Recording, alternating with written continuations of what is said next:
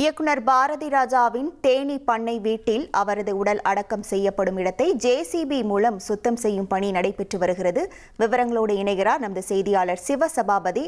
வணக்கம் சிவசபாபதி, அங்கு என்ன பணிகள் நடைபெற்று வருகின்றன? அங்கு இருக்கக்கூடிய கள நிலவரங்கள்.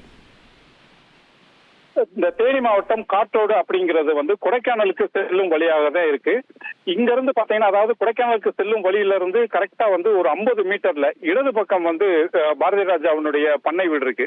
அந்த பண்ணை வீட்டினுடைய காம்பவுண்ட் உள்ள நுழைஞ்ச உடனேயே வலது பக்கம் அங்க இருக்கிற மரங்கள் எல்லாத்தையுமே கிளீன் செஞ்சு அந்த இடத்துல அவர் பூத உடல் புதைக்கப்பட இருக்கு.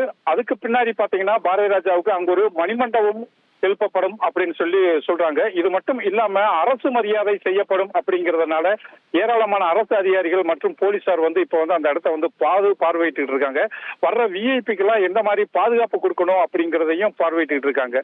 இது மட்டும் இல்லாம அந்த இடத்த தற்பொழுது கிளீன் செஞ்ச பிறகு அருகில வாகனங்கள் நிறுத்துறதுக்கான ஏற்பாடும் செஞ்சு அங்கேயும் ஜேசிபி மூலம் கிளீன் பண்ணக்கூடிய பணி தொடங்கப்பட உள்ளது.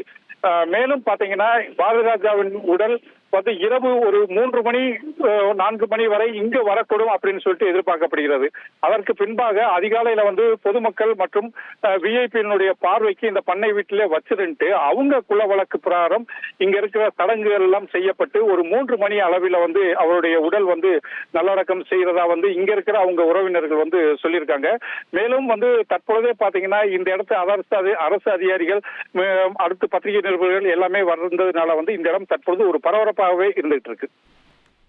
விவரங்களுக்கு நன்றி சிவசபாபதி. இனி செல்லும் இடமெல்லாம் செய்தி.